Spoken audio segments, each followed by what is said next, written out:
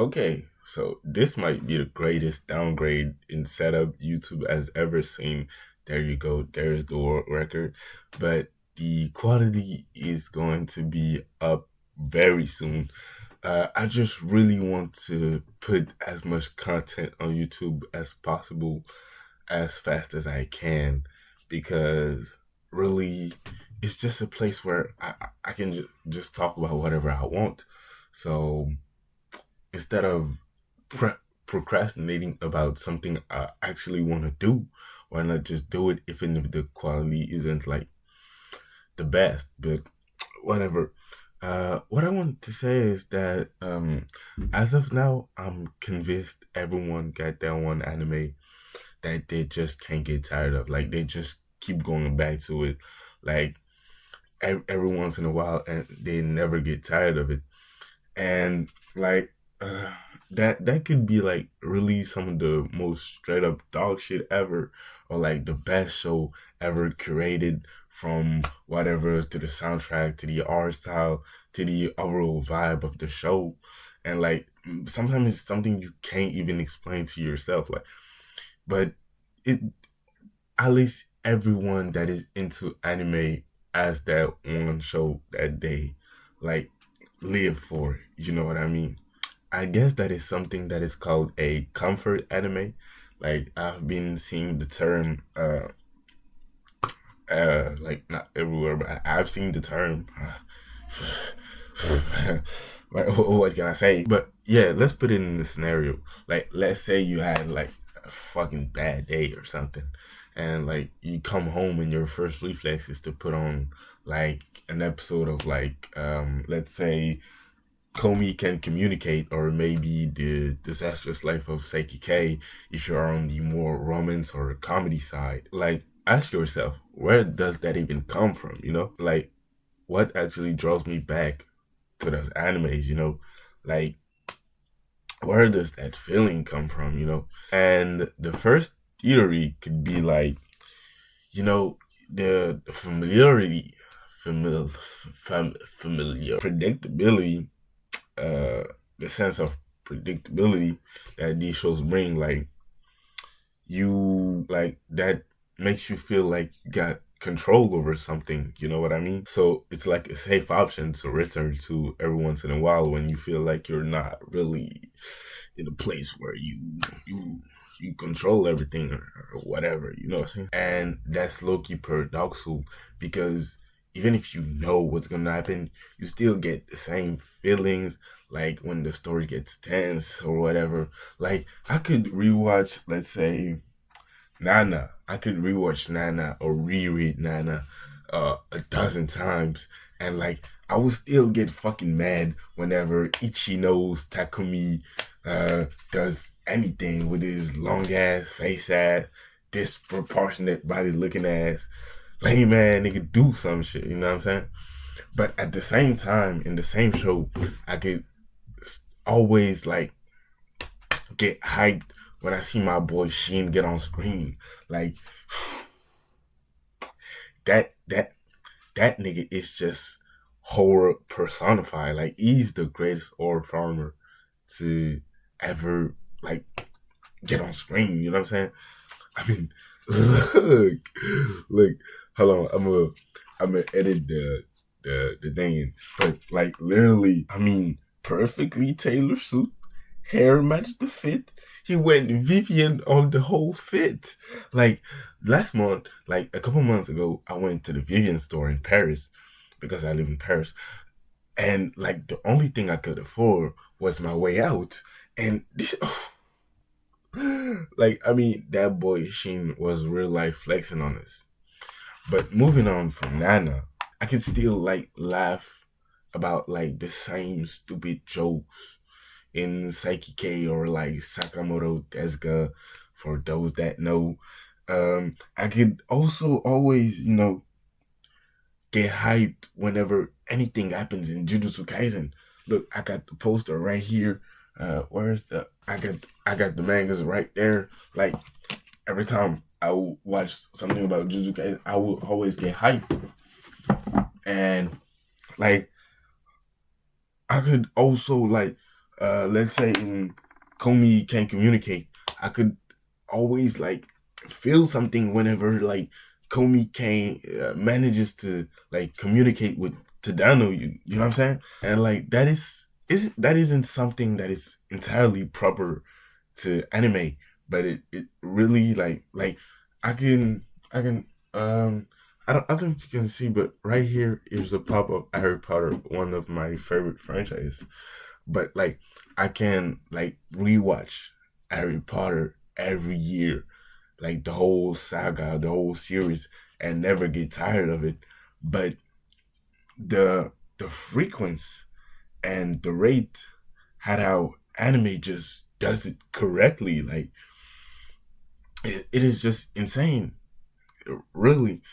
And maybe I'm biased because I'm obviously an anime fan, but I mean, you cannot say I'm wrong. The secondary could be the visuals. The visuals are like the art, the sorry, I'm French. The artwork and the soundtrack. Because the sound is literally proven to like lower stress levels or whatever. I'm not a scientist. Like a good universe that uniquely does what it does is always a win. Like shows like Cowboy Bebop, even Galleon, Samurai Champloo, Akira, which I have a poster right here. Like I literally cannot stop like mentioning things I have in my setup. But whatever. Shows like these are like even the Ghiblis, right? Even the Ghiblis like they're always the most intriguing like shows to watch given their universe. Like you put us into that universe and it's already something like really insane. But add to that a crazy plot. My earring fell off. Um Crazy plot, like a banger soundtrack, like and you're just like, you know what I'm saying? Like by the show, you know what I'm saying? And note to that those shows always have like talking about the soundtrack for basically like maybe Cowboy Bebop or Samurai Champloo. Like these shows always have like somewhat of an unconventional perfect soundtrack. Like everyone that I know says that the soundtrack of these shows is great, doesn't listen to that type of music on a daily basis.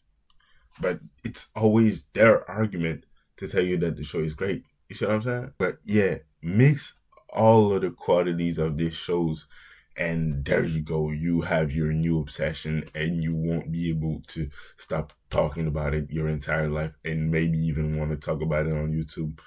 Totally not projecting. But yeah, there's probably a high chance you've seen, watch many of the animes I mentioned earlier and potentially have them as your own comfort animes. But sometimes shows like comfort animes aren't always shows that are like the the most peak thing you've ever created, like the most well aligned storyline, soundtrack, or whatever.